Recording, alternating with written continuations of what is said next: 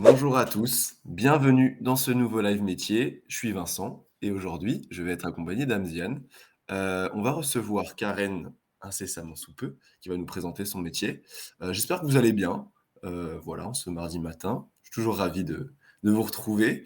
Tout au long du live, pour ceux qui ne connaissent pas encore, vous pouvez poser vos questions dans le chat. Il n'y a aucun souci, aucune question bête. Amziane sera là pour tout lire et essayer de relayer les questions. Et on y répondra ensemble avec Karen, que j'invite tout de suite à me rejoindre avec Amziane. Bonjour tous les deux. Bonjour, Est-ce que Bonjour, ça va? ça va, ça va. Amziane, tout va bien? tout va bien, merci de présenter ce live, Vincent, et merci d'avoir accepté notre invitation, Karen. Voilà, Merci merci à beaucoup vous Karen, c'est pour votre gentil. invitation. Tout va bien, vous m'entendez bien, vous me voyez bien, aucun problème? Je t'entends très bien. Moi, j'ai un peu mal à Parfait. la gorge, donc si vous ne m'entendez Ah, pas, n'hésitez pas à me le dire. on L'hiver. mettra dans le chat, n'hésitez pas à dire, «J'entends pas bien, Amziane, s'il te plaît, fais un effort». Exactement. On va commencer avec le profil de Karen parce qu'on ne te connaît pas, on veut en savoir plus. Alors, d'où viens-tu déjà? Je suis née au Mexique. D'accord. Une ville peut-être? C'est proche de Tijuana, à côté des États-Unis. Donc, Comment? c'est proche de Tijuana, ça s'appelle, et c'est OK. très proche de la frontière avec les États-Unis. D'accord. Et tu as fait, ton enfance, là-bas, du coup? Ouais. D'accord, donc ton école, ton collège, ton lycée, est-ce que ça fonctionne comme ça au Mexique? Oui, c'est plus ou moins pareil, mais la seule différence, c'est que les bacs, on l'obtient par acquis et pas par examen final. D'accord, donc jusqu'à ton bac, tu étais, au Mexique Oui, c'est ça. et t ton bac, du coup, c'était, un bac dans quelle filière? Si tu peux trouver une équivalence, par rapport à ce qui se fait en France. C'était physique, chimie, mais c'est une sorte de bac pro, donc c'est différent. OK, d'accord et ensuite, du coup, tu as eu ton bac et après? Après, dans une école d'ingénierie au Mexique, dans une université de l'État. D'accord. Après, j'ai fini ces premières études et ça me convenait pas. Et en venant en France, j'ai décidé de changer et de me réorienter vers l'architecture. D'accord, donc c'est là que tu as choisi, de faire une école d'architecte, du coup, Oui, en France, à Paris, c'est ça? c'est ça. J'ai fait l'école OK, de la Villette. d'accord et suite à ça, tu es resté à Paris et tu as enchaîné sur ton cursus, professionnel, à Paris. C'est ça. OK.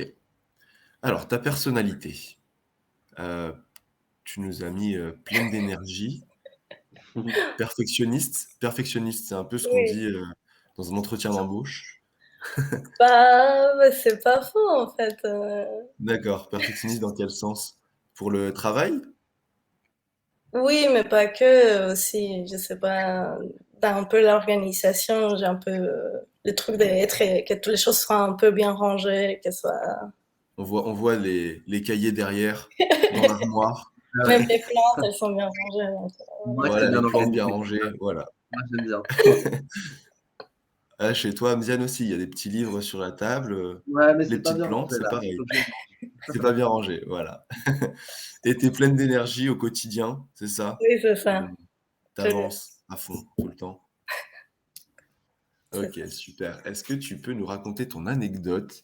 Que tu me racontais que c'était différent entre, les cours, en français déjà, qui étaient compliqués et la notation par rapport au Mexique.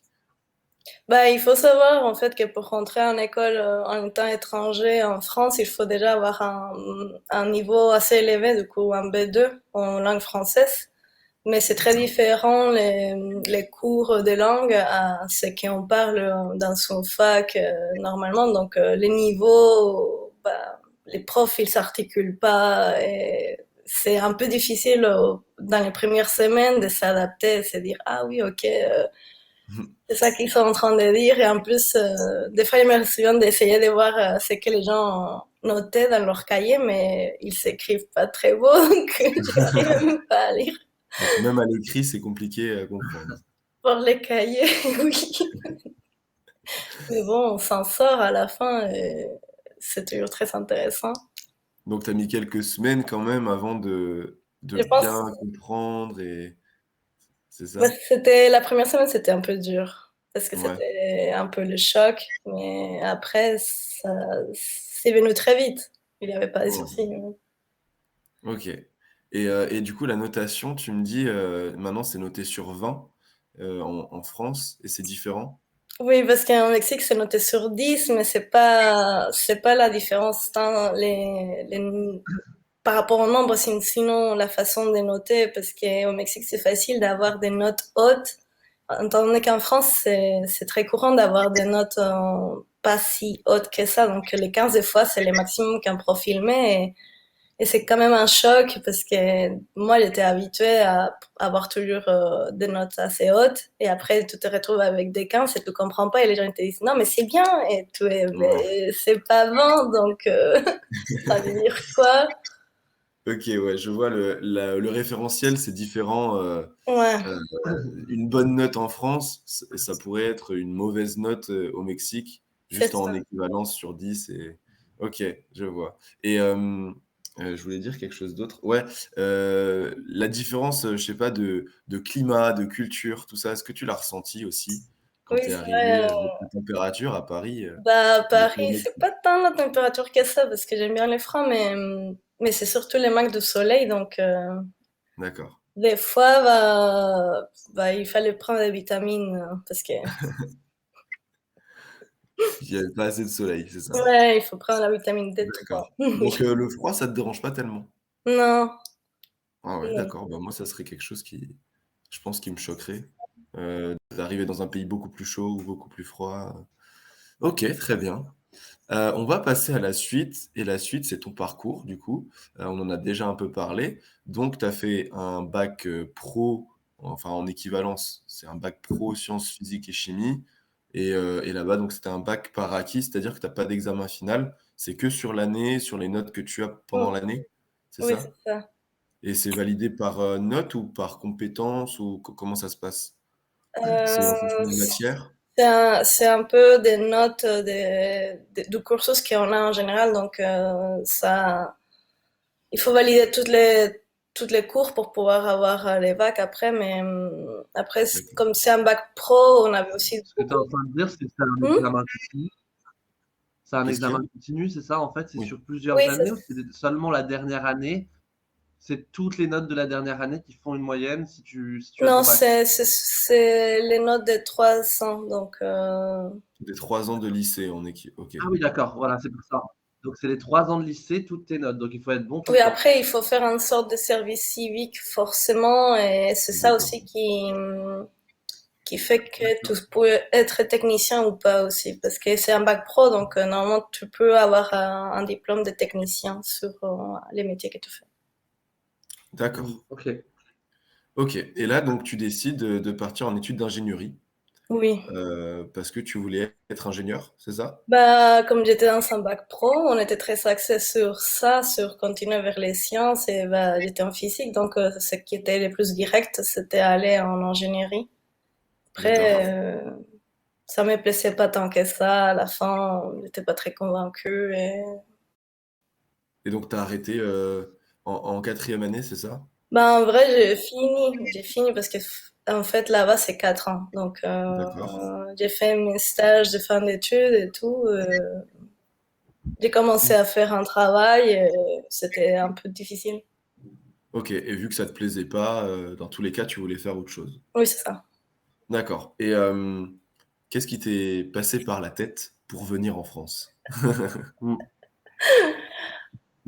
Ben, c'est aussi ben, la façon de pouvoir accéder aux études aussi, de Ouais, pouvoir avoir des écoles qui sont très bien et qui sont presque gratuites. Donc, par rapport aux d'accord. États-Unis, c'est Ouais, une c'est différence. Tu connaissais des gens ici? Tu avais des points de repère, quand tu es venu? Ou enfin, tu connaissais Oui, personne? je connaissais des gens. D'accord, OK. Et est-ce que tu avais des subventions au Mexique? Enfin, tu vois, peut-être, on t'aidait à financer le voyage ou tu as dû tout faire toute seule? J'ai dû faire toute seule pour pouvoir venir, mais après, en France, après les 2 premières années, j'ai pu être boursière. Donc, D'accord. ça, D'accord, c'était quand même mon aide. OK très et bien. donc là, tu arrives en France, c'était quand? Est-ce que tu peux nous dire quelle année? En 2013, OK, et j'ai d'accord postulé, et ouais, pour pouvoir accéder à l'école. En 2014, j'ai pu rentrer à l'école d'architecture de la Villette.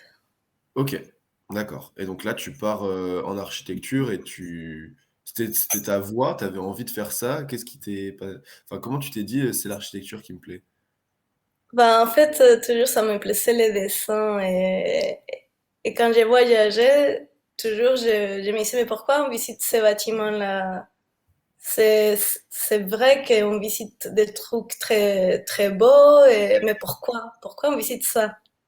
Donc, je sais pas, c'est une sorte de curiosité et aussi, bah, ça m'a interpellé beaucoup les bâtiments, la différence entre un type de bâtiment et l'autre. Donc, c'est un peu naturel. Mais je sais pas pourquoi j'ai pas fait ça directement, mais Est-ce que tu peux donner une définition rapide de ce que c'est l'architecture au sens général? Peut-être il y a des gens qui sont jeunes ou quoi qui nous regardent qui ne savent pas ce que c'est forcément. Juste avoir une vision globale de ce que c'est.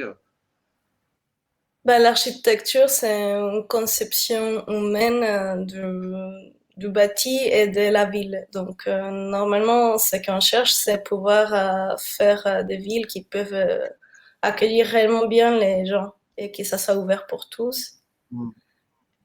Euh, En fait, des ouais, fois, les gens, c'est l'art de construire des bâtiments. oui, mais c'est pas axé que sur les beaux, parce que des fois, les gens ils pensent que c'est qu'axé sur les beaux, sur que ça soit très, je sais pas, spécial la construction, mais c'est pas forcément ça non plus.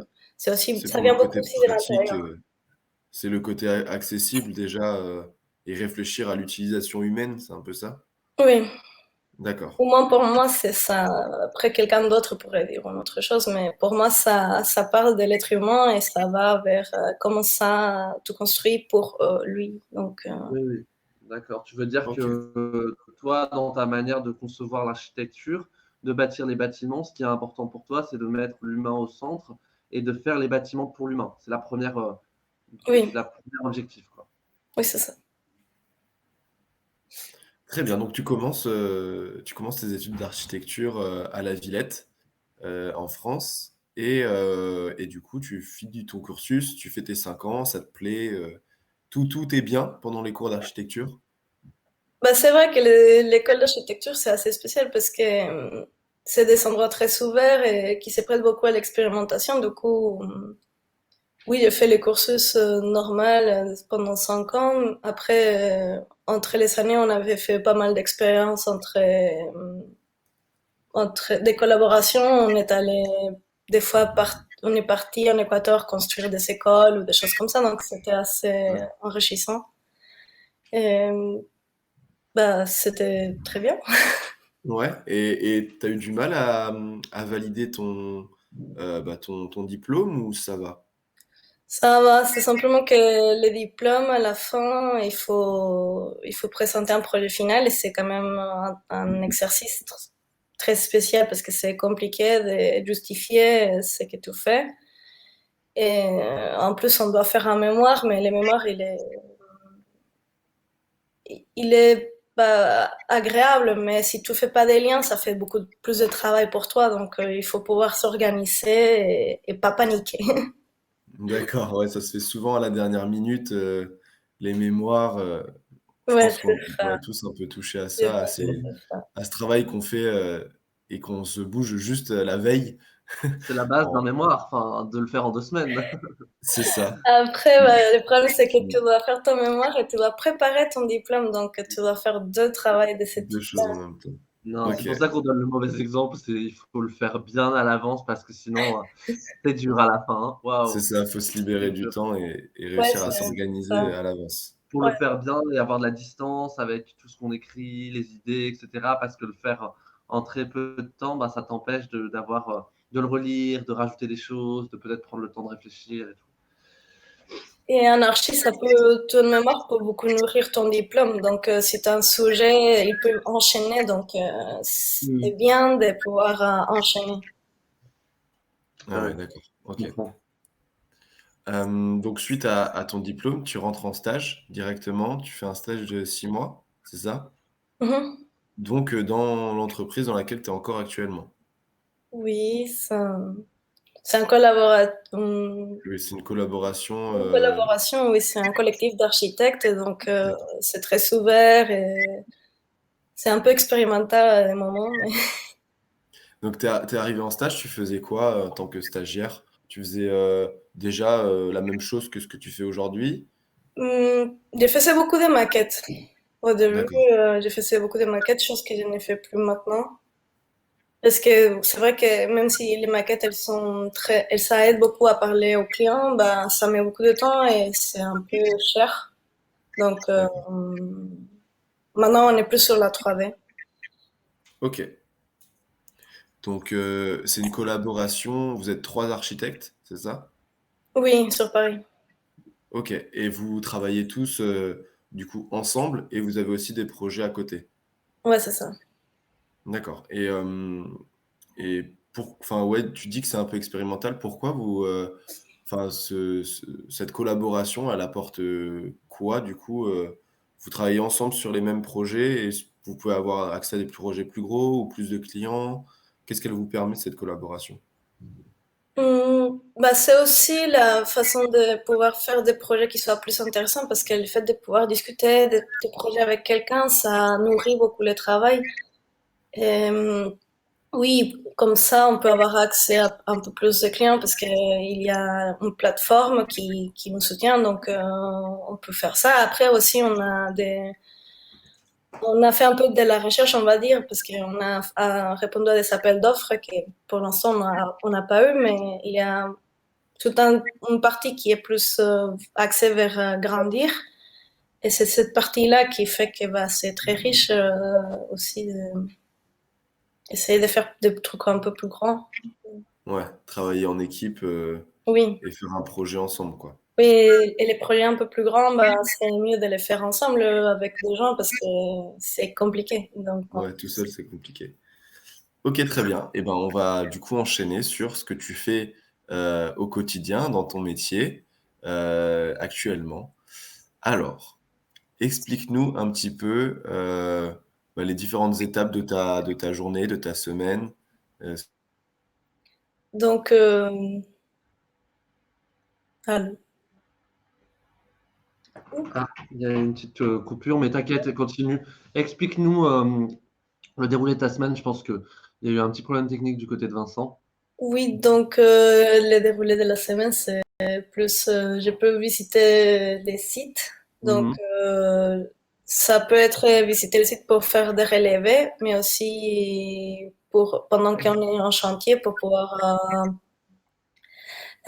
discuter avec les ouvriers et pouvoir mettre en concret ce qui c'est marqué sur les dessins, parce que des fois, la communication entre les dessins que nous on fait et ce que l'ouvrier peut comprendre, il faut que ça soit très clair. Donc nous, on va sur place, on trace même les emplacements des choses qu'on a dessinées, comme ça il n'y a pas de doute, et on répond aux questions, on dessine sur place pour que ce soit plus clair. Donc, Et donc, en fait, si je comprends bien, la première chose que tu fais au quotidien, c'est de te rendre sur les chantiers pour parler. Bon retour, Vincent. Tu nous entends, Vincent? Ça- Vincent va revenir d'une seconde à l'autre. Et ce que je disais, c'est que Karen nous expliquait comme premier point, si j'ai bien compris, tu me dis si j'ai bien compris, c'est qu'en fait, tu te rends sur les chantiers pour parler avec les ouvriers qui, en fait, exécutent un peu les plans que vous réalisez. Et en fait, c'est important d'aller là-bas pour voir, échanger avec eux et voir si vous êtes sur la même longueur d'onde, la même philosophie, la même manière de fonctionner pour que le plan avance bien. Et c'est aussi garantir les détails que nous on dessine parce que des fois, nous on dessine des trucs un peu plus soignés et les ouvriers ils veulent faire ça très vite. Donc nous on veut être garant d'avoir les détails qu'on a dessinés. Donc D'accord. on va aller sur place vérifier que ça a été bien compris aussi parce que bah, il y a beaucoup de choses à pouvoir discuter et pouvoir même construire ensemble. Parce que des fois, nous, on peut dessiner des choses et comme c'est pas nous qui on a l'expertise de la construction, c'est pas nous qui on bâtit. Donc, eux aussi, ils nous conseillent. Donc, nous, on est à l'écoute et on fait ça ensemble à la fin. Donc, Oui, oui, oui. Oui, ça veut dire que c'est un échange. C'est pas seulement toi, tu donnes des ordres, mais il y a ouais. aussi leur expertise à eux du terrain, bah, c'est eux qui font et qui te disent des choses que peut-être tu n'avais pas anticipées au moment de la création théorique des plans, etc. J'imagine, hein, je caricature Oui. peut-être. Non, mais oui, c'est tout à fait ça. Des fois, ils sont une façon plus facile de faire quelque chose que nous, on a beaucoup complexifié. Donc, c'est bien Ah d'être oui, oui, oui, je vois. et pouvoir discuter avec eux parce que c'est une richesse, toutes leurs connaissances. Oui, je comprends. Ok, bah, ce premier point est très clair. Merci Amziane d'avoir pris la suite. Désolé Pas de pour ce problème, contretemps avec plaisir. On a tous des problèmes techniques dans la vie. et merci Karen d'avoir suivi quand même, d'avoir suivi la structure. Donc on enchaîne. Je suis de retour. Ta deuxième étape, ta deuxième tâche que tu veux nous expliquer, les dessins.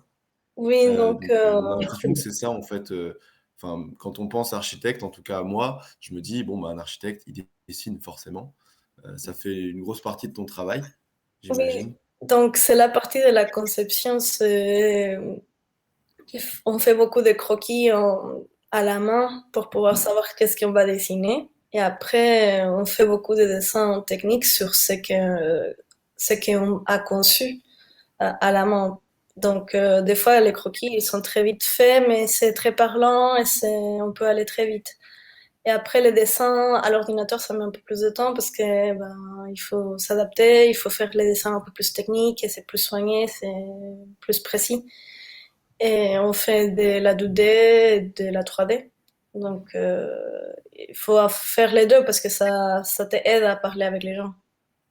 OK, la 3D, peut-être qu'elle donne plus une vision, concrète de ce que ça pourrait rendre, en vrai et la 2D, c'est une vue d'au-dessus, c'est ça? Oui, c'est un vue de dessus, mais aussi en face et sur les D'accord. latérales. Donc, c'est aussi des coupes. Donc, on sectionne des objets et on travaille, mais c'est plus abstrait. Donc, pour parler avec les clients, la 3D, c'est plus facile parce que même on peut la rendre très vivante. Et ça nous permet de pouvoir faire des propositions et aussi pour les ouvriers de nous comprendre et ce qu'on veut comme finition. OK et est-ce que le client, à ce moment-là, il regarde ton travail sur, dessin en 2D et en 3D et là, il te fait un retour sur, enfin, il y a des échanges, il y a plusieurs versions, j'imagine, Oui, oui, oui, sur on lesquelles fait tu plusieurs retravailles? propositions. Donc, même en plan, on peut faire des propositions différentes parce que l'aménagement, il peut changer et ça leur permet de voir combien de mètres carrés ils vont mettre, je sais pas, pour une cuisine ou pour un séjour et mesurer leurs priorités parce que finalement, c'est là où ils vont habiter. Donc, c'est pour eux. Et c'est eux qui décident quelle priorité ils vont donner. Et nous, on fait plusieurs conceptions sur des finitions qu'on a déjà parlé en amont. On a discuté, on a vu plus ou moins comment la personne veut avoir son environnement, donc on conçoit par rapport à ça, mais on leur offre deux, trois options. Et après, on part sur une ou un mélange, et après, on retravaille dessus. D'accord, OK et à la fin, tu proposes, une version finale, Oui, c'est ça? Et après, bah, on fait les travaux. oui, après, on pose ça à la mairie s'il y a besoin, OK, parce que des fois, si c'est en extérieur, il faut que la mairie autorise les travaux. Et ouais, après, on commence. OK. Et sur les travaux, tu viens voir, comment ça se construit, comment ça se réalise? Tu Oui, sur les vérifies un petit peu? travaux, on fait tous l'ouverture de chantier. Après, on fait des visites de chantier régulièrement. Et après, on fait la réception pour remettre les clés au client à la fin. OK, Mais dans les chantiers, il peut s'avérer que des choses changent aussi, qu'il y ait des complications qui n'ont pas été prévues, des surprises, on va dire. Et ouais. il faut gérer ces soucis-là aussi. Donc, Et à ce moment-là, tu retravailles donc ce que tu avais déjà proposé à la base et tu peux modifier Oui, tes plans, quoi? oui, parce que normalement, avant les chantiers, on a des plans pour les entreprises, mais pas d'exécution. Donc, D'accord. après, on peut faire des dessins d'exécution, mais on ne les fait pas systématiquement. Quand tu dis de l'exécution, peut-être, pour ceux qui nous écoutent, qu'est-ce que c'est concrètement? Ça, C'est, une charte, un peu ça veut des choses dire à faire? que c'est des dessins bien plus détaillés, qu'on va rentrer sur les détails, sur comment les choses s'assemblent, même Mmh. donc, on va voir tous les détails de, je sais pas, un mobilier qui va dire, bah, lui, il s'assemble comme ça, il est suspendu ou pas. D'accord. Pour que les ouvriers sachent, comment, vraiment faire, tout dans le détail, Oui, c'est ça. OK. OK, OK. Développement de l'entreprise, en troisième étape, enfin en troisième point, c'est, du coup ce que tu nous expliquais avec la collaboration, avec les 2 autres architectes. Oui, donc, bah, il y a une mise en contact avec les clients et aussi les entreprises, en fait. Parce que du coup, bah, des fois, on fait des choses aussi pour les publics. Ouais, Et bah, c'est toute cette partie-là de rencontrer les clients, de voir comment ça se passe, de voir si on peut travailler ensemble aussi, parce que c'est pas tout à fait, on travaille pas avec tous les gens qu'on rencontre. Et il faut que ça se passe bien. Et c'est comme ça qu'on établit les cahiers des charges. Donc, avec les discussions qu'on a avec eux, on peut savoir quel esprit ils sont pour pouvoir savoir si ce que nous on fait, ça leur convient aussi. Parce que des fois, ils pensent qu'ils veulent nous faire quelque chose qu'ils ont vu sur Internet. Mais pour nous, ouais. ça, c'est pas super intéressant. Donc, on va pas, nous, on veut concevoir, donc c'est ça notre Mmh. travail. Alors, on va établir un cahier des charges et on va, ok, bah, oui, je comprends bien, mais donc on vous propose ça comme ça.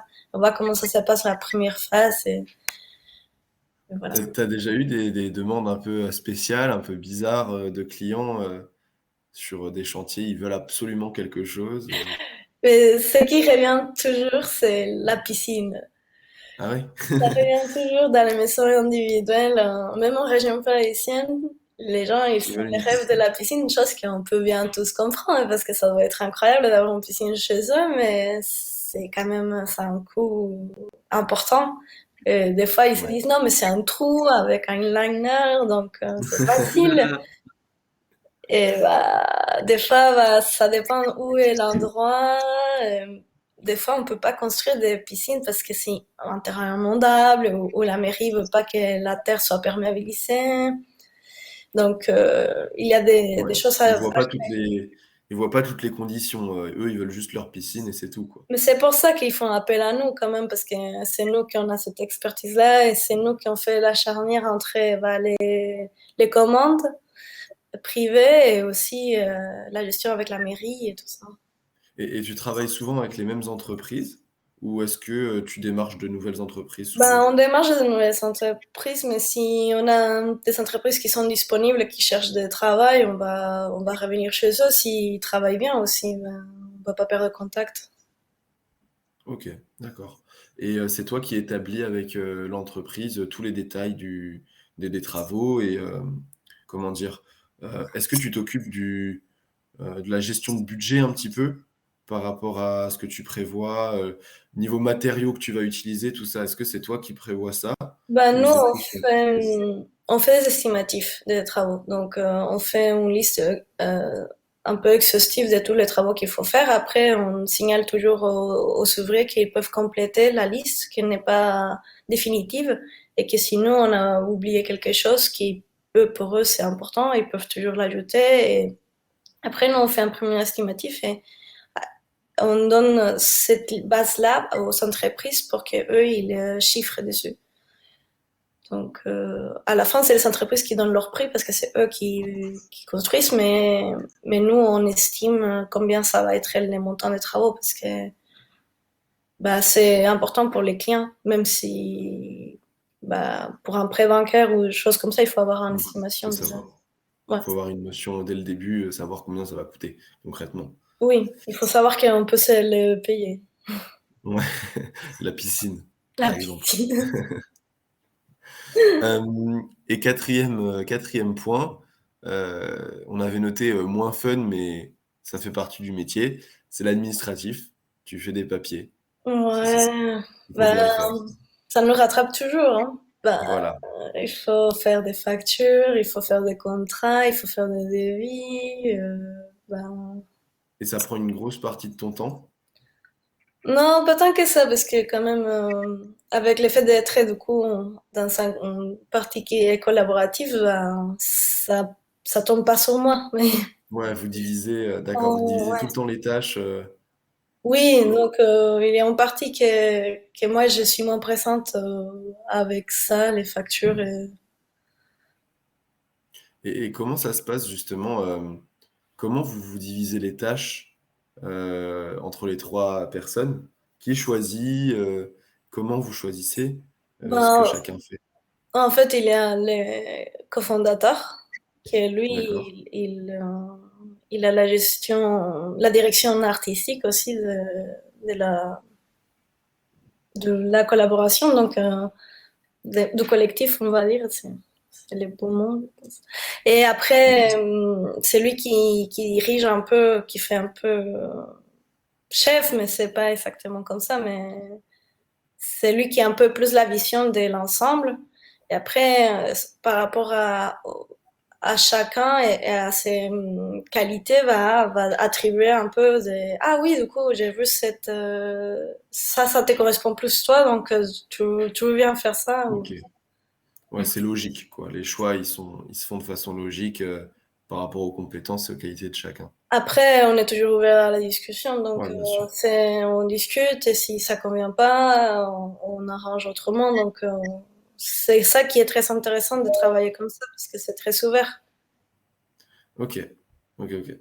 Bah, merci beaucoup déjà, d'avoir présenté ton métier. On en sait un peu plus comment ça fonctionne, comment tu fonctionnes dans justement ce collectif. Je vais te laisser pour la suite, un petit moment avec Amziane qui va s'occuper de ah, il va s'occuper de toi. Voilà, il va prendre la Et ben alors, suite. avec moi, Karen, tu vas jouer à un Ah, ouais. petit jeu. C'est juste, je vais te donner deux termes et tu vas en choisir un. Je ne sais pas si tu connais, tu sais, les Fast and Curious. C'est, tu as deux propositions et tu en choisis une et tu dis pourquoi. C'est très simple. Donc, on va commencer avec la première. C'est un petit exemple en même temps. Tu préférais être devant ou au fond de la classe? Devant, Devant, pourquoi? parce que T'étais je vois plus une mieux. bonne élève? Ben non, je vois mieux, donc et Ah ouais, j'écoute. toi, t'es OK, c'est très clair. Non, mais t'as raison, mais il y a des gens qui, tu vois, bah, je pose la question parce qu'il y a des gens qui préféraient être derrière pour, plus discuter, pour plus faire c'est juste pour savoir, en fait, quel élève t'étais en fait, avant de Après devenir aussi, architecte. ça dépend des cours, parce que des fois, c'est bien d'être derrière aussi. Si Ah on voit pas, voilà, c'est pas voilà. grave. Pourquoi ouais, c'est ça, il y a des cours, c'est pas grave si on voit pas. Bon, mais Tu vas-y, non, termine, mais c'est termine. des fois quand tu arrives en retard aussi, et tout, tout arrive et tout est derrière, Ah donc oui, voilà. oui, tu préfères te cacher, tu veux dire? Moi, je me cache. Donc. Tu plutôt en retard ou en avance à l'école? Plutôt en retard. Ah oui, tu plutôt en retard, d'accord et toujours? Non, Non, plus maintenant. Non, tu été obligé de changer ça si tu voulais, réussir tes entretiens. ah, c'est important. Heu, bah, oui, oui. Tu préfères le sport ou la philosophie? La philosophie. Tu aimes pas le sport? Bah si, j'aime le sport, mais je faisais plus de la danse, donc c'est plus philosophique déjà, donc c'est pas vraiment un Et sport. tu fais toujours La de la danse? C'est philosophie quand dans même le un sport, sport. ça demande beaucoup quand même de de de de qualité physique. Oui, mais l'approche, elle est plus mentale, elle est plus... Elle est artistique. oui. OK. Mmh. Est-ce que tu avais plutôt, je sais pas comme en France, nous, à la fin de chaque trimestre, on a un conseil de classe et pendant le conseil de classe, on choisit si, on a la mention bien, très bien, si on a les avertissements ou si on a les félicitations. Toi, tu avais plutôt quoi? C'est comme ça se passait comme ça Et au ça Mexique? non, ça se passe pas comme ça, je Ah, sais bah, pas. dis-nous. Ça se passe comment? D'accord. Vous avez pas une, comment dire? Une mention? Vous avez que, une note, c'est pas divisé en trimestres? Non, c'est semestriel, mais, mais à la fin, on n'a pas de... Bah, t'as tes notes, et soit tu valides pas, et tu dois redoubler. Mais D'accord. Tu as pas de bulletin avec des appréciations? non. Après, il savait changer un peu ça, D'accord. mais non. Il avait des notes simplement des Donc profs. les profs ne donnent pas leur avis sur, comment se Ouais, comporte l'élève, Il y comment a, ça se passe, il y a un petit écrit, mais c'est très court et c'est pas si important. Donc, c'est tes notes qui D'accord. parlent, c'est les chiffres. OK. d'accord. Et tu as préféré le collège ou le lycée? Je sais pas si on dit collège Les- au Mexique, c'est aussi un équivalent? oui, oui, bah, les lycées, parce que lycée, c'est plus drôle. Ouais, OK, OK. C'est plus Et ouvert. la dernière question, quand tu étais enfant, tu voulais faire quel métier? Je voulais faire des cartes de vœux. Des cartes de vœux? Ah, tu voulais devenir Ouais, les créatrice trucs. de cartes de vœux quand tu étais enfant? Bah, dessiner les cartes et écrire des noms, des trucs, travailler pour Hallmark. Ah Eh ben, ouais, tu donc vois, on toi, c'était l'avait jamais eu vraiment, celle-là. le dessin. Non, on l'avait jamais Oui, eu. Bah, il faut tout, hein. Et tu regrettes pas? non, j'aime mieux être Bah, tu peux le architecte. faire encore, hein. C'est Bah, compatible avec ton métier. Bah oui, ouais, mais je C'est l'ai des fait, mais pour croquis. hobby, donc Ah voilà. ça reste toujours mmh, fun, pas en métier. c'est ça. D'accord.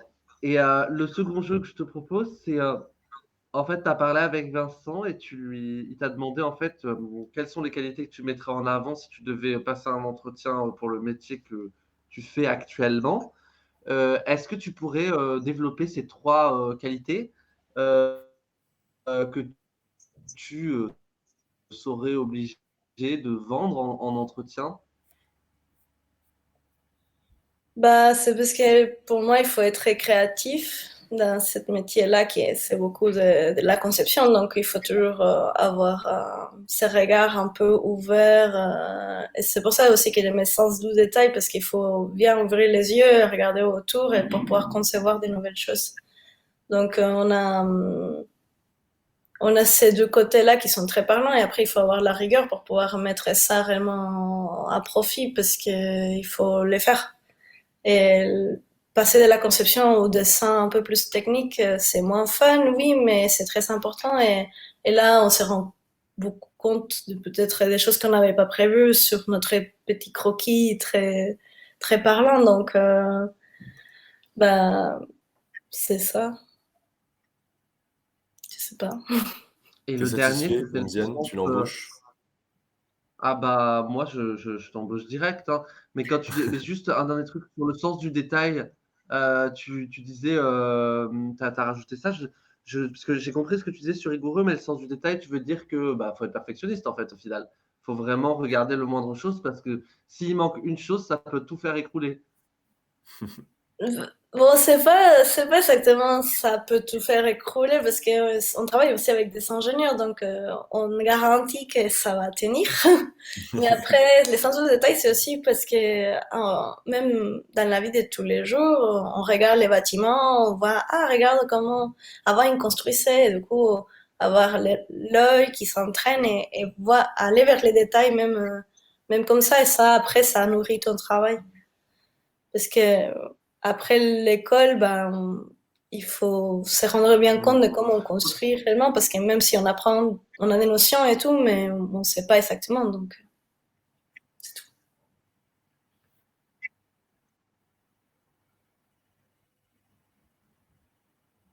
Ouais, ouais, faut aller dans le concret. Tu peux pas toujours rester dans la théorie, sinon t'avances pas, quoi. C'est ça. Eh ben, écoute, merci beaucoup. Je vais redonner la parole à Vincent, avec qui tu vas parler des clichés de ton métier. C'est ça, on va parler des clichés, que tu peux entendre, en tant qu'architecte et le premier c'était justement sur les études, d'architecte, surtout à la fin des études. Tu m'as dit qu'il y avait la culture de la charrette.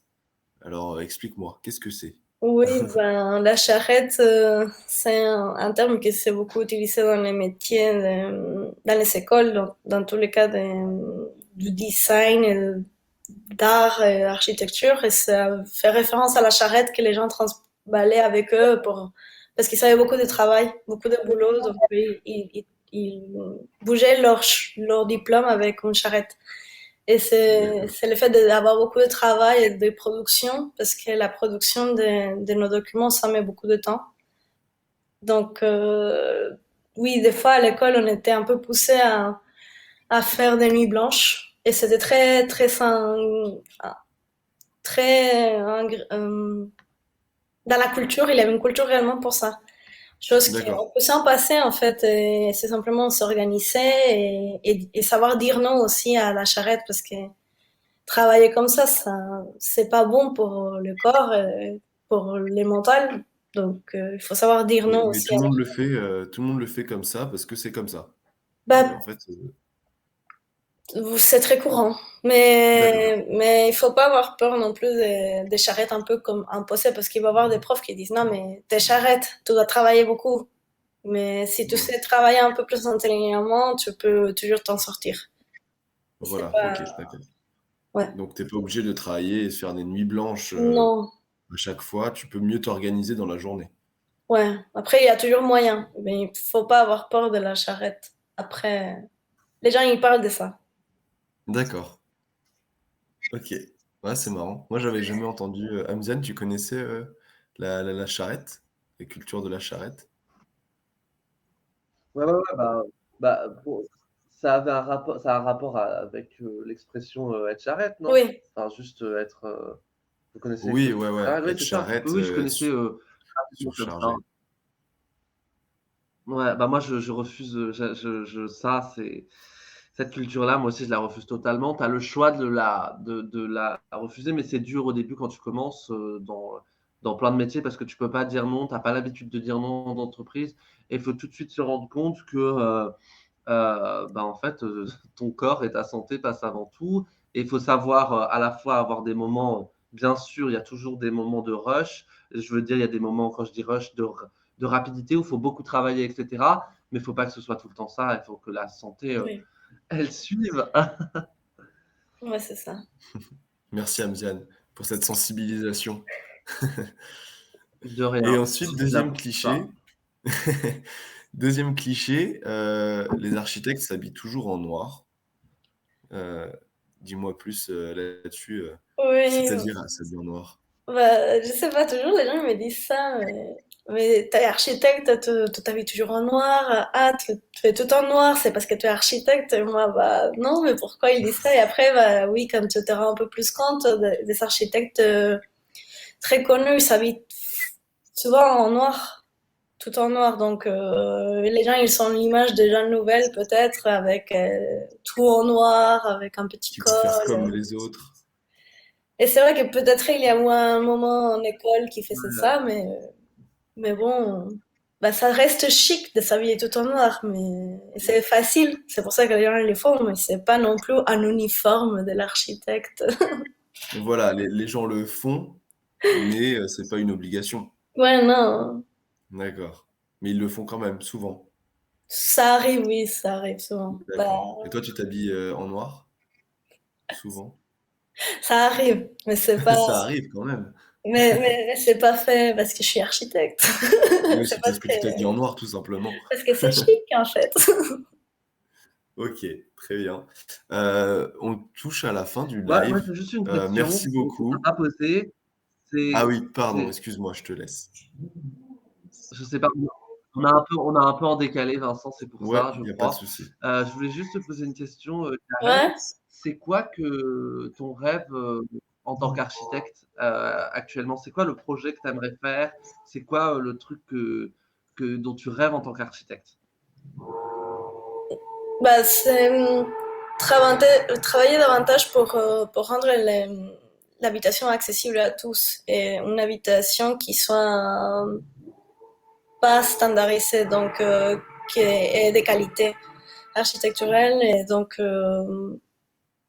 que ça soit plus travaillé, que ça soit pas simplement ce qu'ils font les promoteurs en ce moment qui font des choses très standardisées, systémiques, et ils font toujours la même chose. Et je trouve que ça, c'est difficile à s'approprier et à rendre et à être vécu par l'humain.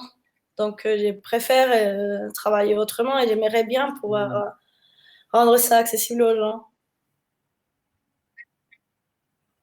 Mhm. Ok, je comprends, c'est très clair. Bah, merci beaucoup. C'était ta seule question, Amziane, rien d'autre? C'était ma seule question, oui. Parfait. Ben, merci beaucoup, Non, Karen. Je te remercie d'avoir Merci. participé à ce live, d'avoir été aussi précise et dans le détail. On en sait plus sur toi et sur ton métier. S'il y en a qui ont peut-être regardé ce live et qui ont découvert le métier d'architecte, ça peut peut-être les intéresser d'aller plus loin. Au moins, ils sauront en quoi consiste ton métier, plus concrètement. Merci à Muziane d'avoir été avec moi, à mes côtés pour ce live. merci beaucoup, Vincent. Merci beaucoup, Karen. C'était super intéressant. On en C'était a très plus appris sur ton intéressant. métier. C'était cool aussi de ton parcours. Il est intéressant parce que tu as quand même voyagé et on le dit pas assez, mais bah, faut prendre son courage à deux mains, le faire parce que ça paye toujours, même si c'est compliqué au début, d'être un peu perdu dans une langue. On va pas se mentir, hein, mais après, tu gagnes tellement. Donc, merci d'avoir partagé ça avec nous. Merci de m'avoir Merci. invité. Ben, merci pour ton parcours et ton expérience. Voilà. Merci beaucoup à tous d'avoir suivi le live. On se retrouve bientôt pour d'autres lives. N'hésitez pas à nous suivre aussi sur YouTube. On fait des petites vidéos très sympas. On est sur Instagram et sur TikTok aussi bientôt.